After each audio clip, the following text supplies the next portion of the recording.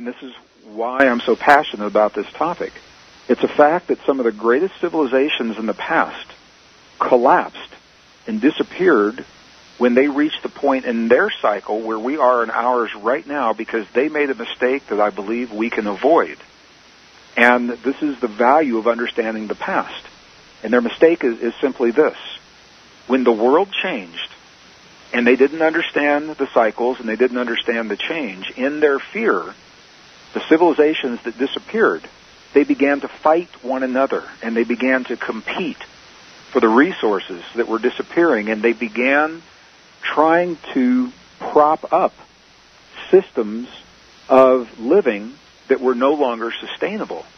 And when they did that, and when they fought among themselves, everybody lost, nobody won. And those civilizations disappeared. And we've got to ask ourselves, are we making some of those same mistakes today? And if we are, what can we do to change the way we respond to the cyclic changes of our world?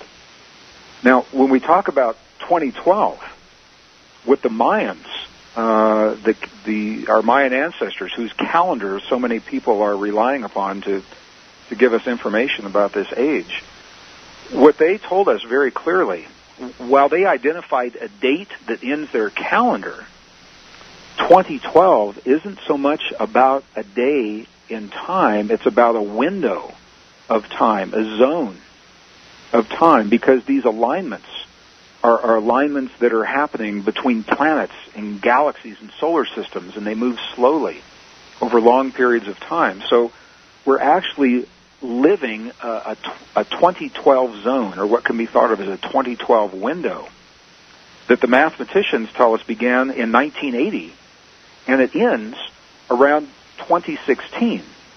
And what that means is that we're well into and over halfway through the 2012 zone when we can expect all of these frightening things to happen. We're already living those changes. So I think as I've traveled the world, certainly in these last 5 years, and shared this with audiences all over the world, it doesn't mean that we're not going to have some tough times. But I think it puts it into perspective knowing that we're already living and dealing, I think, very well with these changes rather than expecting and waiting and anticipating this day down the road when the bottom drops out and the world ends. Mm-hmm. So clearly, it's not the end of the world, it's the end of a great world age, and as a scientist, I have to say that there's no scientific evidence to support that the world ends, as some of the media specials suggest. But there is a good body of scientific evidence showing that we've lived 2012 cycles in the past. And as we go through this program and come back from our breaks, we can talk about what we know from those past cycles and what it tells us about where we are today. So that's a long answer to a short question, but I wanted to lay that out so we can tie into it throughout the rest of the program. Well, that is so clear. A question I have is, do you see us entering a galactic age? My guest is New York Times bestselling author Gregg Braden. Here, I'm hearing somebody else that's with us. Are you hearing that as well? It's an interesting show today. So I didn't know if it was something on my end or if it's just a little tech thing going on. No, I'll send a note. And okay. Anyway, just a little tech thing. All right. So I wanted to hear about what are the religious and spiritual implications of the cycles. That seems to be pretty crucial to me. What are you talking about as far as what are some of those changes that are taking place? And do you see us entering a galactic age? Well, you mentioned this term before the break, and I'd like to hear from you, KG. When you say a galactic age, what do you mean by that? And then that will help me to respond more clearly. Well, you must have an intuition about that, Greg. What that would mean. I mean where we enter into more of a area of being in communication with other civilizations from other galaxies, becoming... Okay, life beyond our world. Yes. Okay, or life in other realms. Yes. Okay. I think those are two very different questions, but they kind of tie into the same answer. And before I even answer that, I'm going to pick up on a little piece from the last segment. Okay. When we talk about 2012, so much of what is being disseminated is based on speculation or someone else's interpretation of a prophecy or a prediction, whether we're talking about Gene Dixon or Nostradamus or Edgar Cayce or the Hopi or the Tibetans or the Aboriginals or the Andean people in Peru and Bolivia. So many of the media specials are focused on those prophecies and their vision. All of these people viewed the universe as a cyclic experience, and our lives as cycles.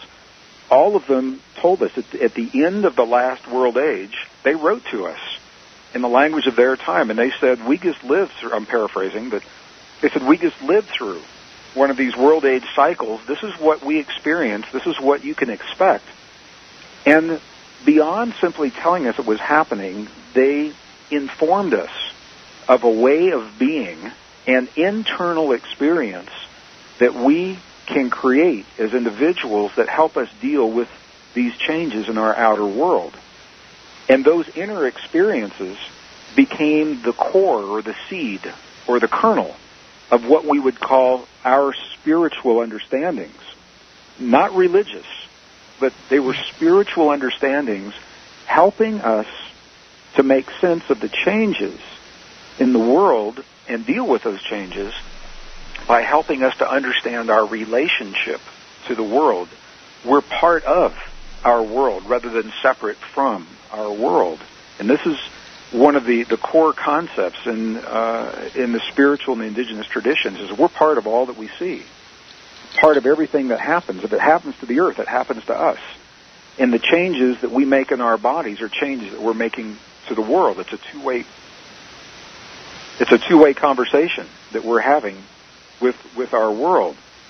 So when we begin to understand that, and we see how at a later time religions came along later, religions are a human artifact of our experience in these changes. The religions put the rules and the dogma and around these spiritual principles that go to the very core of our relationship with ourselves and the world. So the reason I wanted to say that before I answer the question is it's at the end of these world age cycles, when the world changes and people are looking for ways to make sense of the change and to deal with the change in their lives, that it triggers these spurts in spiritual understandings. And part of that spirituality is recognizing that we're part of everything, and how we're related to ourselves, how we're related to one another, how we're related to the world beyond. And all of this appears to be something that is typical at the end of the cycles. It's written about in the ancient texts. The Vedas talk about this. And our biblical traditions originated at the end of the last cycle and the beginning of the cycle that we're in right now.